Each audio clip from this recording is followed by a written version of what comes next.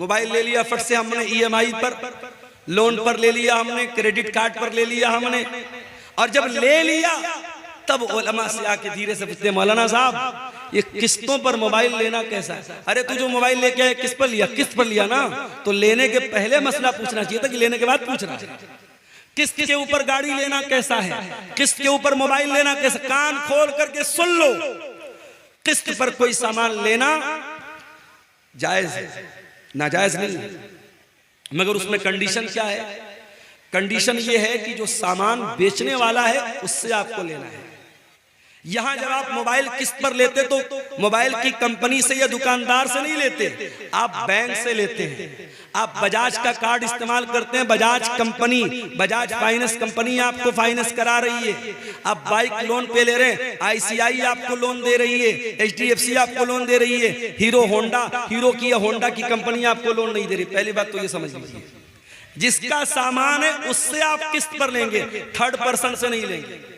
और अगर third person से ले रहे हैं तो इसका मतलब आप उससे पैसा उधार ले रहे हैं, सामान नहीं खरीद रहे, पैसा उधार ले रहे हैं। और पैसा अगर उधार ले रहे हैं तो शरीयत का एक कानून याद रखो कि हम उधार पैसा किसी से भी अगर लेंगे या देंगे, उधार पैसे के ऊपर कोई प्रॉफिट कमाना जायज नहीं है। मैंने आपको 1 लाख रुपया दे दिया, 1 लाख रुपया आपको जब मैंने दिया तो आपने अपना मोबाइल हमको दे दिया। अब ये मोबाइल मैं यूज कर रहा हूं, मोबाइल आपका बस यूज कर रहा हूं, बेच नहीं रहा हूं, यूज कर रहा हूं।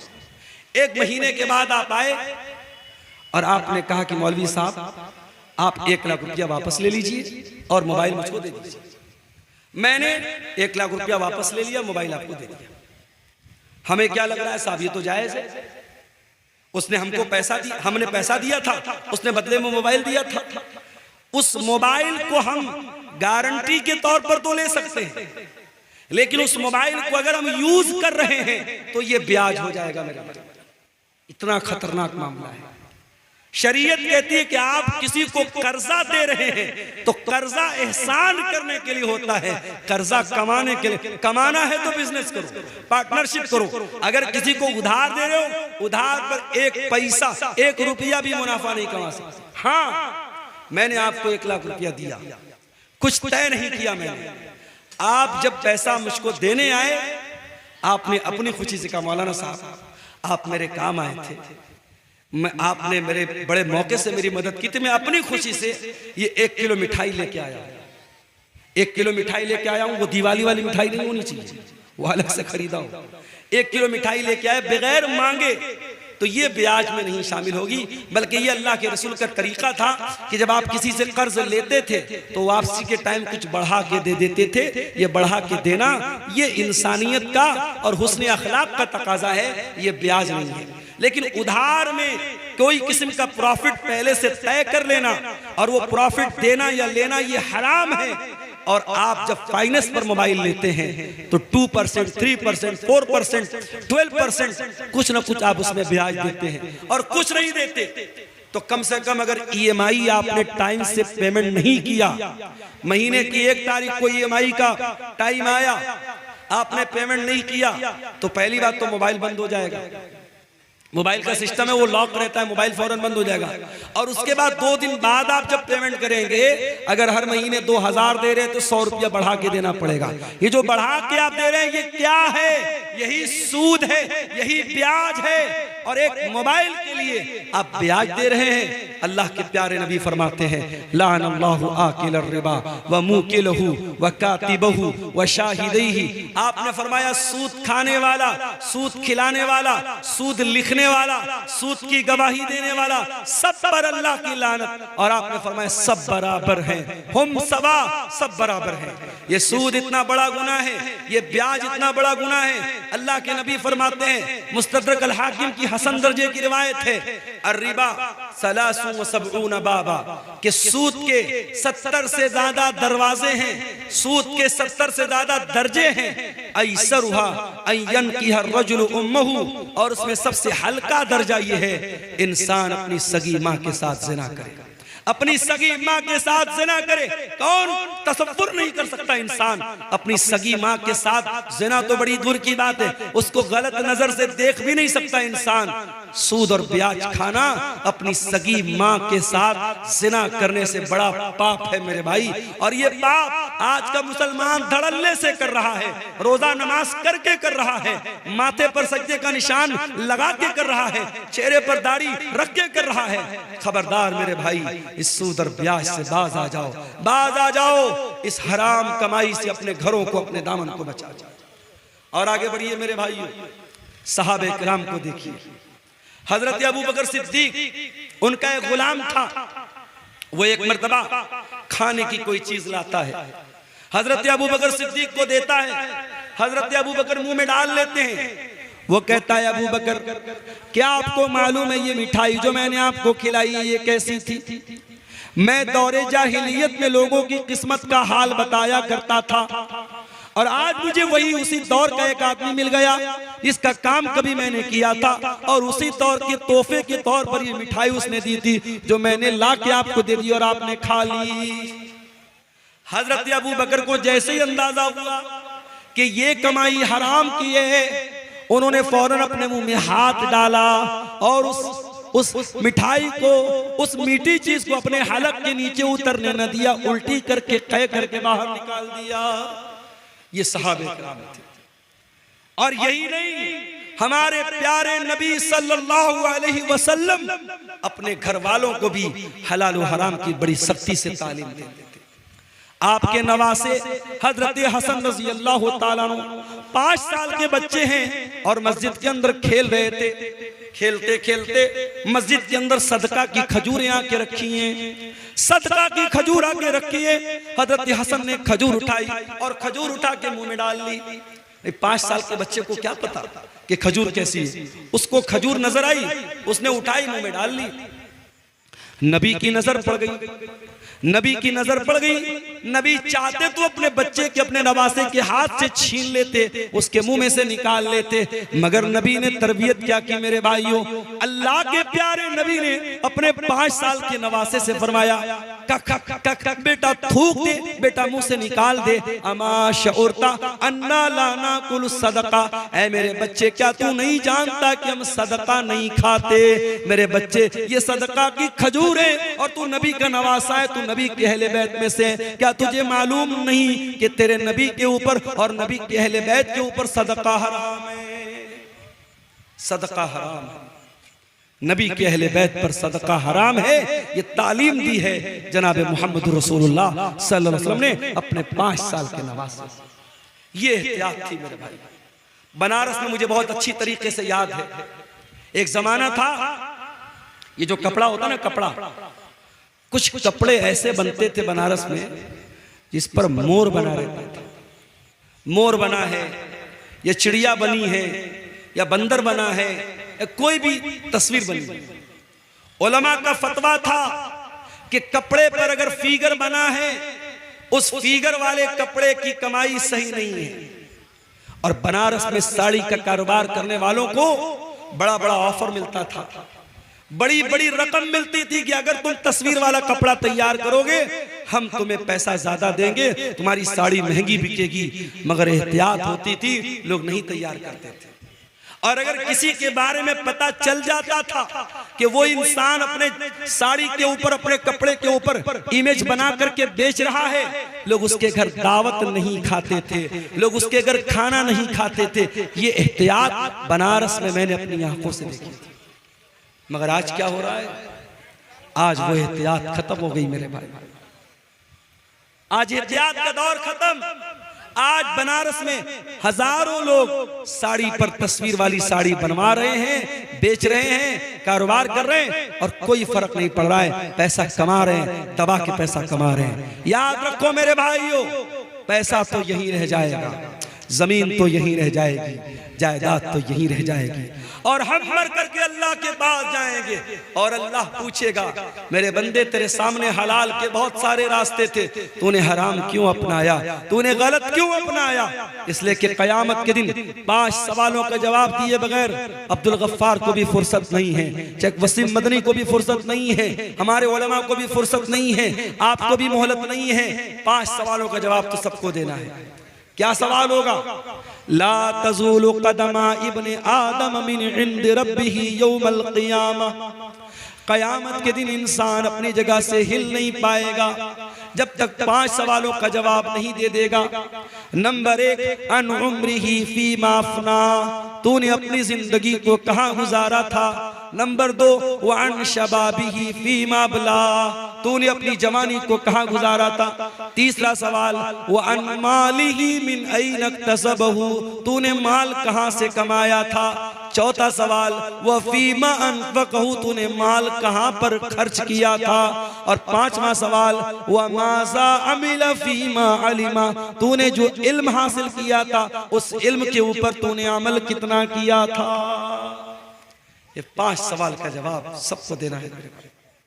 कहां से पैसा कमाया, हलाल तरीके से कमाया कि हराम तरीके से कमाया। और खबरदार, मस्जिद में लोग जाते हैं ना, बड़ा एहतराम करते हैं मस्जिद का। मस्जिद का सामान कोई जल्दी चोरी नहीं करता। क्यों साहब? मस्जिद का सामान कोई बहुत घटिया आदमी होता है वही चोरी करता है। एक आम मुसलमान मस्जिद का बहुत एहतराम करता है। और तमाम मस्जिदों में सबसे बड़ी मस्जिद कौन है? मस्जिद हराम है, खाने काबा है। कान खोल करके सुन लो, एक मुसलमान की इज्जत, एक मुसलमान की जान, एक मुसलमान का माल, उसकी जो इज्जत है, उसका जो सम्मान है, उसका जो एहतराम है, वो खाने काबा से भी बढ़ करके। और दलील भी आपको पढ़ के सुना देता हूं। नबी ने आखिरी हज किया, हज्जतुल वदा का मौका है, नबी ने पहला और आखिरी हज किया है। बकरा ईद का दिन है, यौमुन नहर है, अल्लाह के प्यारे नबी मिना के अंदर हैं। अपने सहाबा से कहते हैं अय्यो यौमिन हाज़ा, आज का दिन कौन सा दिन है। सहाबा कहते हैं अल्लाह और उसके रसूल ज्यादा बेहतर जानते हैं। आपने फरमाया क्या आज यौमुन नहर नहीं है, क्या आज बकरा ईद का दिन नहीं है। फिर आपने पूछा कि महीना कौन सा है। साहबा ने कहा अल्लाह और उसके रसूल ज्यादा बेहतर जानते हैं। आपने फरमाया क्या ये जिलहिज्जा का महीना नहीं है। फिर आपने पूछा ये कौन सा शहर है। साहबा ने कहा अल्लाह और उसके रसूल ज्यादा बेहतर जानते हैं। आपने फरमाया क्या ये शहर मक्का नहीं है। उसके बाद आपने फरमाया ओ लोगो, इन्ना इन्ना दिमाकुम व अमवालकुम व आराज़कुम हरामुन अलैकुम कहुरमत यौमिकुम हाज़ा फी बलदिकुम हाज़ा फी शहरिकुम हाज़ा। ओ लोगो, तुम्हारी माल, तुम्हारा माल, तुम्हारी जान और तुम्हारी इज्जत व आबरू एक दूसरे के लिए हराम है, एक दूसरे के लिए हराम है। जैसे आज का ये दिन हराम है, जैसे ये महीना हराम है, जैसे ये शहर मक्का हराम है, जैसे मक्का का एहतराम करते हो, जैसे जिलहिज्जा का एहतराम करते हो, जैसे आज के दिन का एहतराम करते हो, एक मुसलमान अपने भाई की जान और माल का एहतराम करे। मेरे अजीजों, सहाबे किराम बड़ी एहतियात करते थे। हजरत साद बिन अबी वक्कास सहाबी रसूल हैं। उनके बारे में मशहूर था कि वो मुस्तजाबुद दावात थे। साद बिन अबी वक्कास जब दुआ करते थे उनकी दुआ जल्दी कबूल हो जाती थी। किसी ने पूछा कि ऐ साद बिन अबी वक्कास, क्या बात है, आप कौन सा ऐसा अमल करते हैं कि आपकी दुआ बहुत जल्दी कबूल हो जाती है। तो हजरत साद बिन अबी वक्कास ने क्या जवाब दिया? कहा कि ऐ लोगों, मैं जब खाना खाता हूं तो मुझे मालूम होता है कि मैं वो खाना कौन सी कमाई का खा रहा हूं। मैं जब भी कोई लुकमा उठा करके अपने मुंह में डालता हूं, जब तक यकीन न हो जाए, जब तक कंफर्मेशन न हो जाए, जब तक ये मुतय्यन न हो जाए कि मैं हलाल कमाई का और पाकीज़ा कमाई का लुकमा खा रहा हूं, तब तक वो लुकमा अपने हलक के नीचे नहीं उतारता हूं। एक बहुत बड़े अहले हदीस आलिम का वाकया सीरत निगारों ने लिखा है। गालिबन, अगर मेरी याददाश्त धोखा नहीं खा रही है, गालिबन ये मौलाना अब्दुल्ला गाजीपुरी का वाकया है। अब्दुल्ला गाजीपुरी रहमतुल्लाह अलैह बहुत बड़े अहले हदीस आलिम थे। उनको कहीं सफर पे जाना था, ट्रेन का टाइम हो गया, ट्रेन का टाइम हो गया, स्टेशन पर पहुंचे, इतना टाइम नहीं था कि टिकट खरीद सकते और सामने ट्रेन छूट रही थी। और उस जमाने में इतनी ट्रेनें नहीं थी कि चलो एक ट्रेन छूट गई तो दूसरी पकड़ लेंगे। मौलाना अब्दुल्ला गाजीपुरी साहब ने जल्दी से ट्रेन पकड़ी, ट्रेन पर सवार हो गए, मगर दिल ही दिल में ये एहसास हो रहा था मैंने टिकट नहीं खरीदा है, ये रेलवे की चोरी है, ये सरकार की चोरी है। जब मौलाना अब्दुल्ला गाजीपुरी की मंजिल आ गई, जब उन्होंने अपनी मंजिल पर वो उतर गए, तो जिस स्टेशन से वो वहां तक आए थे उस स्टेशन तक का उन्होंने टिकट खरीदा। हालांकि कोई टीटी नहीं था, कोई चेक करने वाला नहीं था, कोई टिकट को चेक करने वाला, कोई पकड़ने वाला नहीं था। कभी कभी ऐसा होता है, मैं बनारस से अभी पिछले हफ्ते की बात, एक प्रोग्राम था मेरा अररिया में। अब बनारस से मैं चला, इत्तेफाक से त्योहार का दिन था, ट्रेन पे रश बहुत था और पहले से मैंने रिजर्वेशन नहीं कराया था। अब उसके बाद जब मैं ट्रेन पे लोकल टिकट लेकर के, जनरल टिकट लेके जब मैं चढ़ा था, मैंने सोचा टीटी मिलेगा, उससे बात करूंगा और टिकट कटवा करके एसी में कहीं जगह मिल जाएगी तो एसी बैठ जाऊंगा। अब साहब रश इतना था कि ट्रेन में कहीं बैठने की जगह नहीं थी, टीटी का दूर दूर तक पता भी नहीं था। अब आपको मैं बताऊं कि बनारस से पटना तक तकरीबन 5 घंटे मैंने एसी जो बोगी होती है उसका जो बाथरूम होता है, बाथरूम के पास खड़े होकर के, बैग मेरे पीठ पर लदा हुआ था, बैग लादे हुए 5 घंटे खड़े होकर के मैंने वो सफर किया। उसके बाद जब बीच में टीटी आया, टीटी ने कहा मुल्ला जी कहां जा रहे हो? मैंने कहा सर पटना जा रहा हूं, कोई सीट दे दीजिए, पैसा मैं दे दूंगा। कहा नहीं मुल्ला जी कोई सीट नहीं है, लेकिन आप एसी की बोगी के अंदर खड़े हैं, आपको फाइन कटवाना पड़ेगा। मैंने कहा सर मैं अंदर कहां खड़ा हूं, बाथरूम के पास खड़ा होकर के जा रहा हूं, टिकट तो है मेरे पास। कहा कि आप चूंकि एसी बोगी में चढ़े हैं आपको फाइन देना पड़ेगा। मैंने कहा जनरल में जाने लायक हालात नहीं है। उसने कहा जनरल में तो छोड़ दो, आपने जनरल का टिकट लिया, आप एसी में आए हो। उसने 1000 रुपया फाइन भी काटी और 5 घंटे का सफर मैंने खड़े होकर के गुजारा। आज हालात ये है, जब रश का टाइम होता है टिकट जल्दी नहीं मिलता है। मौलाना अब्दुल्ला गाजीपुरी उस दौर में वो टिकट बगैर खरीदे वापस जा सकते थे, मगर उनकी एहतियात देखो मेरे भाई, उनका तकवा देखो। वो जिस स्टेशन से आए थे उस स्टेशन तक का उन्होंने टिकट खरीदा और वही टिकट खरीद करके उसको फाड़ दिया। उनके साथियों ने पूछा मौलाना ये क्या किया?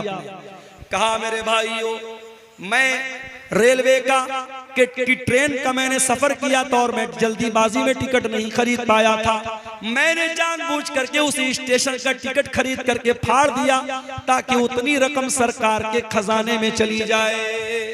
ये हमारे उलमा थे, ये हमारे उलमा थे जो सरकार और हुकूमत और गवर्नमेंट की चोरी को भी चोरी समझते थे। और आज मुसलमान अपने मुसलमान भाई का सामान चोरी करने में भी दरेग नहीं करता है।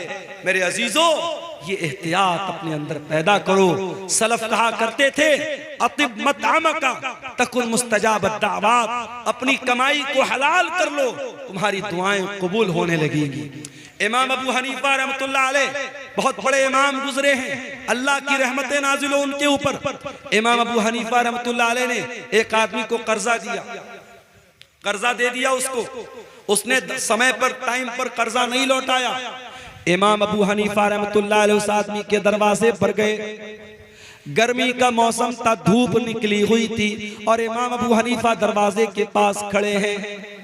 दरवाजा खुलता है और उस इंसान के मकान के अंदर एक बहुत बड़ा पेड़ है, एक बहुत बड़ा दरख्त है। वो इंसान रिक्वेस्ट करता है इमाम साहब आप ठीक है पैसा लेने आए हैं, कर्जा लेने आए हैं, लेकिन इमाम साहब गर्मी का मौसम है, धूप बहुत तेज निकली है, आप मेरे दरवाजे के अंदर चले आए और इस पेड़ की छाया में आप आ जाएं, इस पेड़ की छांव में आ जाएं। आपको गर्मी लग रही है, धूप लग रही है, आप इतने बड़े आलिम में हमसे देखा नहीं जाता है, आपको शोभा नहीं देता है। इमाम अबू हनीफा कहते हैं ऐ मेरे भाई तूने अगर मेहमान के तौर पर बुलाया होता मैं तेरे घर में भी आया होता, तेरे पेड़ के नीचे खड़ा भी होता और एक गिलास पानी भी मैंने पिया होता, मगर मैं मेहमान बन के नहीं आया हूँ, मैं अपना कर्जा लेने के लिए आया हूँ। और मुझे इस बात का डर है, अगर मैं तेरे मकान के अंदर दाखिल हो गया और तेरे पेड़ की छांव में मैं आ गया तो ये भी एक तरीके का प्रॉफिट हो जाएगा, ये भी एक तरीके का मुनाफा हो जाएगा। और मैंने चूंकि तुमको कर्जा दिया है और कर्जे पर अगर मैंने ये प्रॉफिट हासिल कर लिया, ये मुनाफा मैंने हासिल कर लिया, तो मुझे इस बात का डर है कि कहीं ये भी सूद और ब्याज में शामिल न हो जाए। अल्लाह अकबर, कितना प्यारा हमारा दीन है मेरे भाई, कितना प्यारा हमारा दीन है। कितनी एहतियात करते थे हमारे असलाफ कि किसी को पैसा उधार दिया है तो उसके मकान के पेड़ की छांव में भी जाना उन्होंने गवारा नहीं किया। इमाम अहमद इब्न हंबल के पास एक औरत आती है, गौर से सुनना ये वाकया। इमाम अहमद इब्न हंबल के पास एक औरत आती है। अरे इमाम अहमद इब्न हंबल, एक मसला पूछने आपके पास आई। क्या मसला है?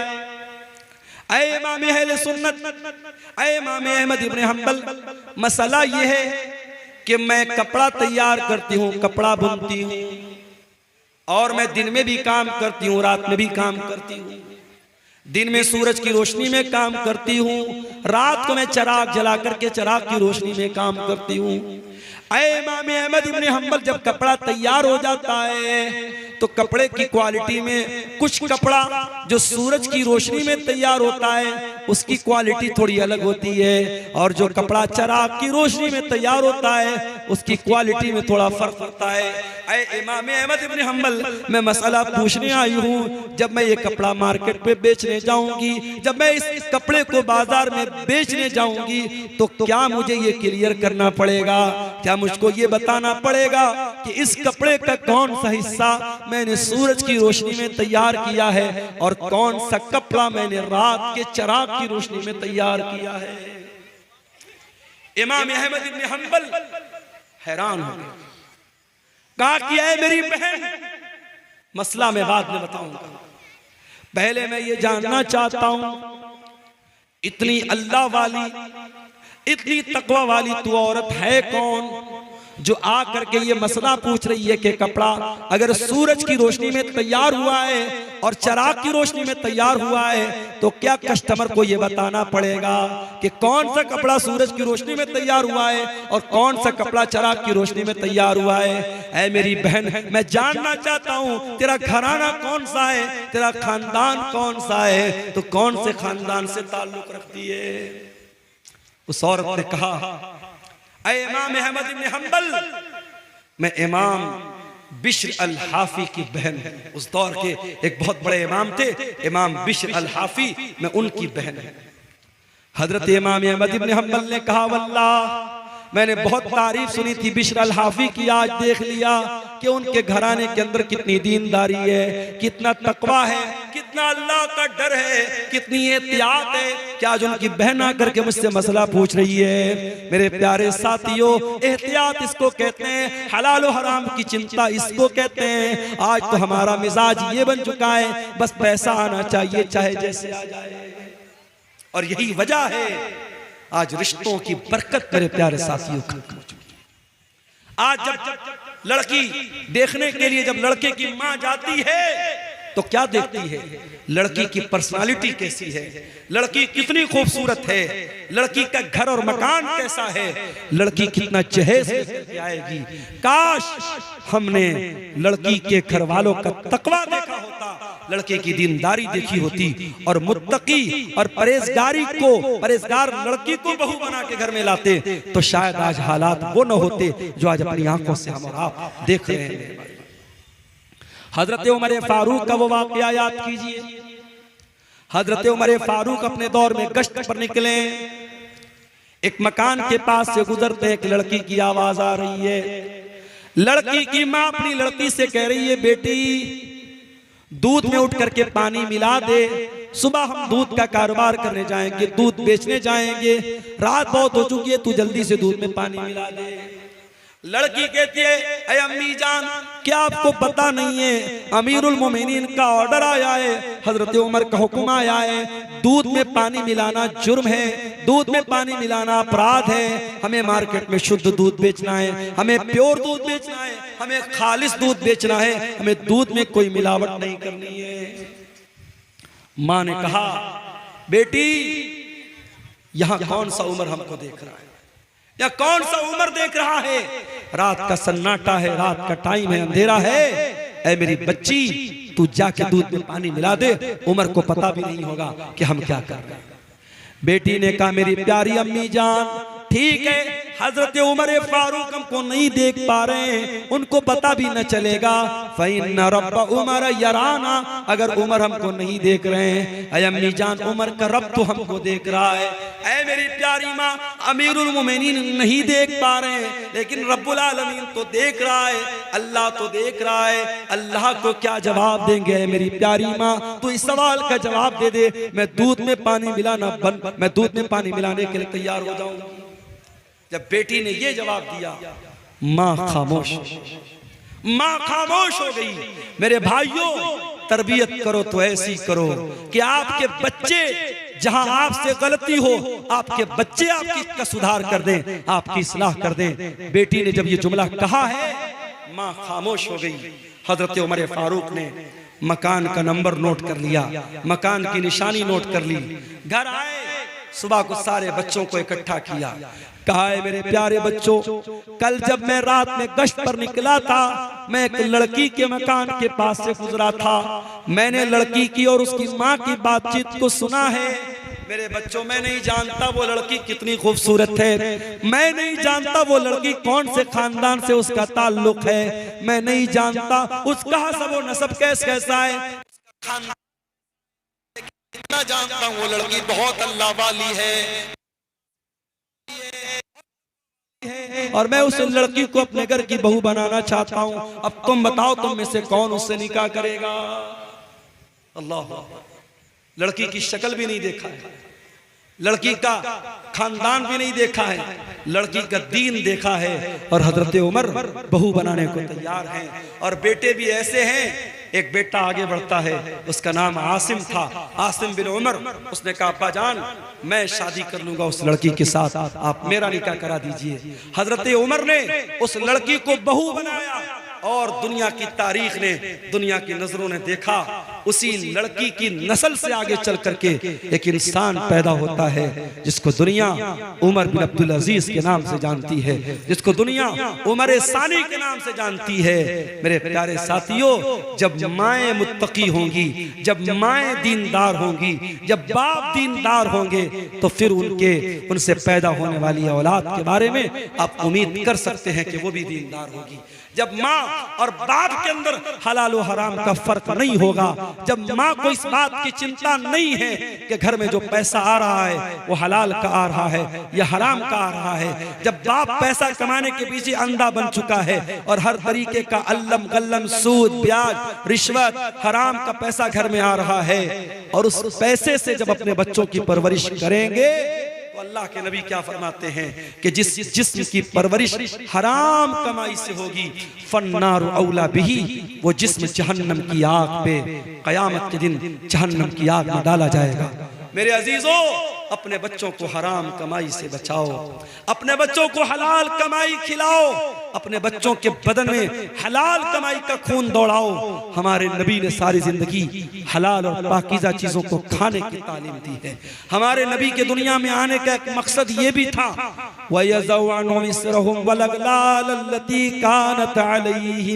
मेरा नबी हलाल चीजों को तुम्हारे लिए, पाकीज़ा चीजों को तुम्हारे लिए हलाल करने आए थे, मेरे नबी नापाक चीजों को तुम्हारे लिए हराम करने आए थे, और मेरे नबी तुम्हारे कंधे के ऊपर, तुम्हारे ऊपर जो जंजीरें थी, जो बेड़ियां थी, उन बेड़ियों से तुमको आजाद करने के लिए दुनिया में आए थे। नबी आए थे इसीलिए ताकि हराम चीजों की बेड़ियों और जंजीरों से हमें आजाद कर दे। मेरे भाइयों, हराम कमाई की इन जंजीरों से अपने दामन को बचा लो। आज वल्लाह हमारे घरों के सुकून को ये हराम कमाई बर्बाद कर रही है। और मैं फिर से कहता हूं, हर हराम का एक हलाल अल्टरनेट शरीयत में मौजूद है। आप सूद और ब्याज अगर हराम है तो आप ये मत समझिए कि मौलवी साहब अगर सूद हराम है तो हमारे पास पैसा है तो हम क्या करें। मैंने उसका हलाल अल्टरनेट आपको बताया। आप मुजारबत कीजिए, आप पार्टनरशिप पर कारोबार कीजिए, हलाल तरीके से बिजनेस कीजिए। अगर आप सूद पर कर्जा का लेन देन नहीं करते हैं, बगैर सूद के आप कर्जे का लेन देन कीजिए। आज बहुत सारे शहरों में इस्लामी बैतुल माल कायम है और बहुत सारे लोग मिल करके उसमें ताउन करते हैं और छोटे छोटे अमाउंट जो गरीब लोग होते हैं, जो मिडिल क्लास के लोग होते हैं, जिनको छोटा मोटा काम करने के लिए पैसे की जरूरत पड़ती है, उनको सूद और ब्याज से बचाने का ये काम आप कर सकते हैं। और याद रखो मेरे भाइयों, ये बड़े बड़े जलसे कराने से बड़ा काम है। सीमांचल के इस इलाके में जिस तेजी से सूद और ब्याज का पंजा, सूद और ब्याज अपना पंजा गाड़ रहा है, इस माहौल में हमें और आपको ये काम करने की जरूरत है। और मैं जानता हूं सीमांचल के, मैं उन इलाकों में भी गया हूं। अररिया के इलाके में मैं गया, पटना से बाई कार में गया था। 7 घंटे मुझको लगे थे। इतना खराब रास्ता था, टेढ़ा मेढ़ा पुल था। पुल जब खत्म हुआ, जब गांव आया तो गांव जाने के लिए एक बड़ा मामूली सा पुल बना हुआ था जिस पर सिर्फ पैदल या बाइक से जा सकते थे। 4 व्हीलर को इस पार हम लोगों ने रोका। बड़ी मुश्किल से सफर तय करके वहां हम पहुंचे थे। बड़े पिछड़े हुए इलाके भी हैं, कुछ सरकारों की भी मेहरबानी है, रास्तों का बड़ा मामला खराब है, मगर इसी सीमांचल के इलाके में शादी ब्याह पर लाखों करोड़ों खर्च करने वाले लोग भी मौजूद हैं। और अभी जैसा कि मैंने बताया कि एक हराम कंपनी में 2 करोड़ की रकम एक मुसलमान ने लगाई थी। अगर हम हराम चीजों में 2-2 करोड़ रुपया लगा सकते हैं तो मेरे भाई एक ऐसी चीज, एक तंजीम आप बना लें, एक बैतुल माल आप बना लें और समाज के ज्यादा नहीं 100 लोग मिल करके अगर 1000-1000 रुपया भी इकट्ठा करके उसमें इन्वेस्ट करें, 1 लाख रुपया उन्होंने उसमें डाल दिया, 100 लोगों ने मिल करके 1000-1000 डाला, 1 लाख रुपया आ गया। अब इस 1 लाख का आपको क्या इस्तेमाल करना है? कोई भी गरीब आदमी जिसको 10,000 5,000 रुपए की जरूरत है, आप पहले वेरीफाई कर लें, तहकीक कर लें, उस इंसान के कुछ पेपर वगैरह ले लें ताकि वो बेईमानी ना कर सके और बगैर ब्याज के उसको पैसा दें। ये काम आप अगर करें, वल्लाह बता रहा हूं, बहुत सारे घरों में ये जो ग्रुप लोन है, ये जो बंधन लोन है और ये छोटे छोटे अमाउंट जो लोन पर लिए जा रहे हैं और हमारे मुसलमानों के गरीब घरों को सूद और ब्याज की चक्की में पीसा जा रहा है, ये लानत मेरे भाइयों खत्म हो सकती है। बस कदम आगे बढ़ाने की देर है। मैं इसी कटिहार के इलाके में गांव के लोगों ने मुझे बताया कि वहां मस्जिद और ईदगाह बनाने की बात आई।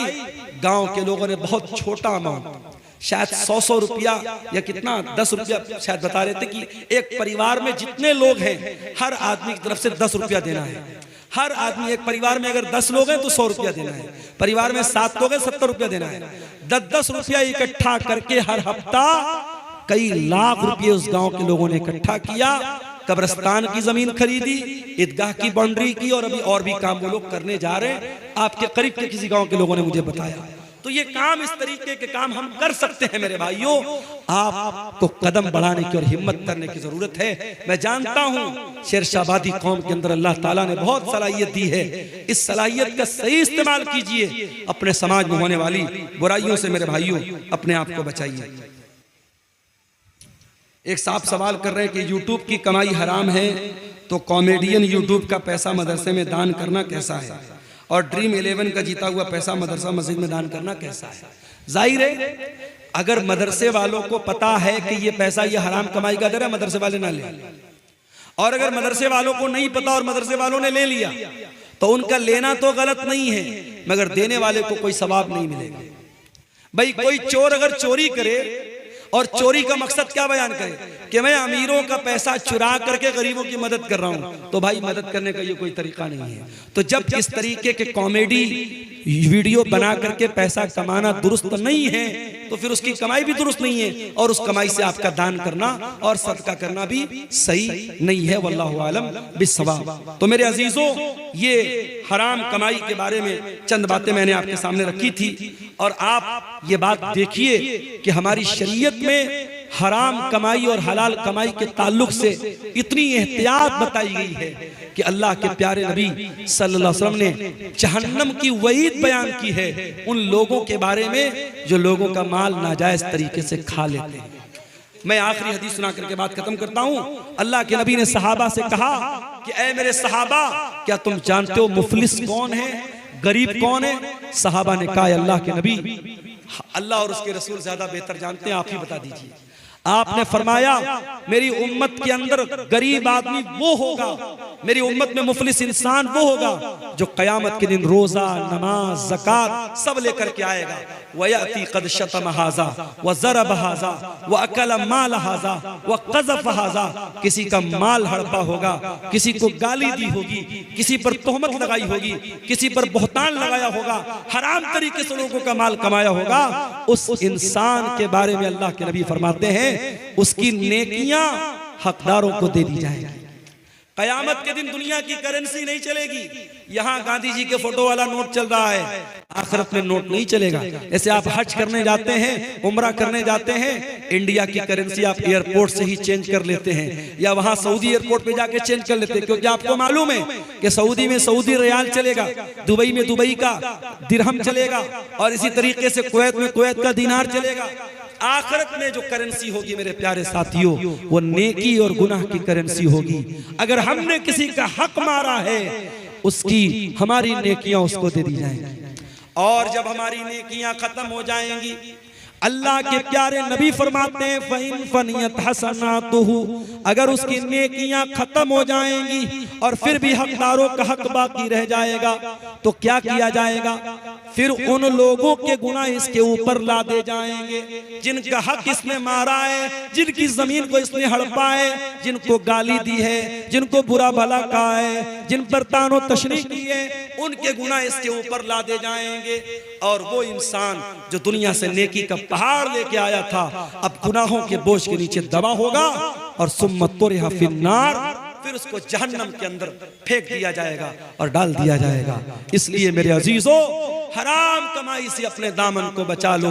मैं फिर से वही आयत पढ़ रहा हूँ जो खुतबे मसनूना के बाद मैंने पढ़ी थी, या अय्युहल्लज़ीना आमनू कुलू मिम्मा फिल अर्ज़ि हलालन तय्यबा, ऐ ईमान वालो, जमीन में जो हलाल चीजें हैं, जो पाक चीजें हैं, उनको खाओ और अल्लाह का शुक्र अदा करो। अगर तुम अल्लाह की इबादत करते हो, हलाल और हराम कमाई के ताल्लुक से ये चंद बातें आपके सामने रखी गई हैं। हम रब्बुल आलमीन से दुआ करते हैं, इलाही आलमीन तू हमें हर किस्म की हराम कमाई से बचने की तौफीक अता फरमा। रब्बुल आलमीन सूद और ब्याज की लानत से पूरे सीमांचल के इलाके को तू पाक कर दे। ऐ अल्लाह, हमारे वो भाई जिनको अल्लाह तूने दौलत से नवाजा है, तो उनको तौफीक दे कि वो अपने गरीब भाइयों की ऐसी मदद करें कि उनको सूद और ब्याज का सहारा न लेना पड़े। ऐ अल्लाह, जो लोग किसी भी तरीके से हराम कमाई की लानत में मुलव्विस हैं, ऐ अल्लाह उनको अपनी जिंदगी में तौबा करने की तौफीक अता फरमा, उनको हराम कमाई से बचने की तौफीक अता फरमा। आमीन।